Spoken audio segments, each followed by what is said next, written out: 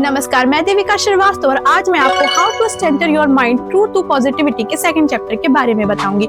इस अध्याय में बताया गया है कि अगर हमें अपने मन को मजबूत बनाना है तो सबसे पहले हमें डर, पछतावा, गिल्ट और चिंता जैसी नकारात्मक विचारों को दिमाग से निकालना होगा। लेकिन केवल मन को खाली कर देना ही पर्याप्त नहीं है। अगर हम इसमें सकारात्मक विचार नहीं भरते हैं तो वही पुराने नकारात्मक विचार दोबारा लौट आते हैं। इसलिए जरूरी है कि हमें अपने माइंड को आत्मविश्वास, उम्मीद, नई सोच, पॉसिबिलिटी जैसी पॉजिटिव एनर्जी से भरे।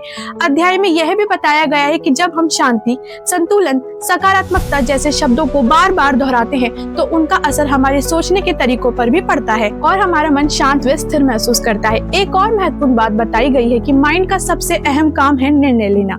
लेकिन जब हमारे पास में कोई स्पष्ट लक्ष्य नहीं होता तब हम भ्रमित हो जाते हैं और बार बार यही सोचते रहते हैं कि क्या करें, कैसे करें। इस बात को एक उदाहरण से भी समझाया गया है कि अगर आपने रात भर कुछ नहीं खाया है तो अगली सुबह आपको भूख लगेगी, तो आप उस भूख को नजरअंदाज नहीं कर सकते। उसी तरह अगर आपके अंदर सफलता पाने की भूख है तो आप तब तक नहीं रुकेंगे जब तक आप अपने लक्ष्य तक नहीं पहुंच जाते। इसलिए माइंड को स्ट्रॉन्ग बनाने के लिए दो बातें बहुत ही जरूरी है। पहली, हमें नकारात्मकता से छुटकारा पाना है। दूसरी, फिर उसमें स्पष्ट सोच और सकारात्मक ऊर्जा भरकर अपने जीवन के उद्देश्य की ओर बढ़ना है।